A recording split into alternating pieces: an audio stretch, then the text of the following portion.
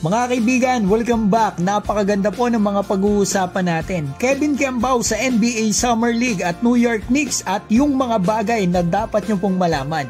At Gilas, ayaw payagan ng FIBA na maging local si Clarkson, pero eto, may lumabas Jamaica, 7 NBA players maglalaro dito kahit may mga sabit. Simulan po natin sa Gilas Pilipinas at Jordan Clarkson. Hindi ito pinayagan ng FIBA na maging local sa ating national team dahil sa hagop rule. Hindi po ito nakakuha agad ng Philippine passport before mag-16. Mga kaibigan, yung ibang bansa ay hindi ko alam kung bakit ganon, kahit may mga sabit o gusot ay talagang makakalaro pa rin dito sa bansa na gusto nilang i-representa. Kagaya na lang po nito, kakalabas lang na balita, Jamaica, 7 NBA players maglalaro dito. Scottie Barnes, Isaiah Stewart, Devin Vassell, Ausar and Amen Thompson. Andito pa si Norman Powell at Josh Minot. Nakita ko po itong Scottie Barnes, American, pinanganak sa US at naglaro na po sa Team USA U19. So madaming sabit pero makakalaro sa Jamaica. Bakit ganon? Kasi ang sabi sa akin ng handler ni JJ Mandakit nang kinausap po nila ang FIBA sa paglipat ni JJ ng Federation sa Pilipinas, ang sagot daw po sa kanila ay kung saan daw si JJ maglaro ng U19 ay lock na siya doon sa bansa na iyon. Pero bakit itong Barnes, USA U19 sa Jamaica maglalaro, di ba? So matindi pa. Ito, nakita ko si Ausar at Amen Thompson, American, pinanganak sa US, kukuha pa lang ng Jamaican passport, maglalaro dito sa Jamaica. Bakit ganon, kaibigan?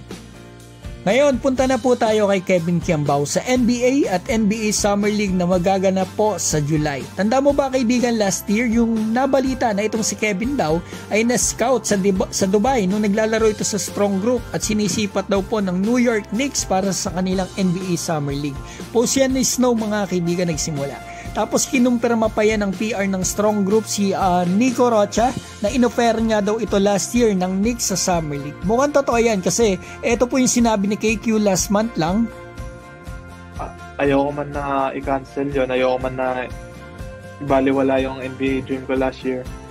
Ginawa ko for the sake na for the love of the school, for the love for the school, for the love of those. Di ba mga kaibigan, kasama po ni KQ dyan sa Strong Group sa Dubai si Coach Brian Gordian? So baka yan po yung nakascout sa kanya dyan sa Dubai. Kasi mga kaibigan, international scout po yan ng New York Knicks. Makikita nyo rin po yan sa mismong website ng NBA. At eto, sinabi pa niya ang kanyang paghanga sa interview sa kanya nung time na yan, dito nga kay Kevin Kiambao. At eto mga kaibigan, itong nakarang araw nga lang, ay eto official na nga po na ito pala ay magko-coach sa NBA Summer League sa New York Knicks. Assistant coach siya dyan.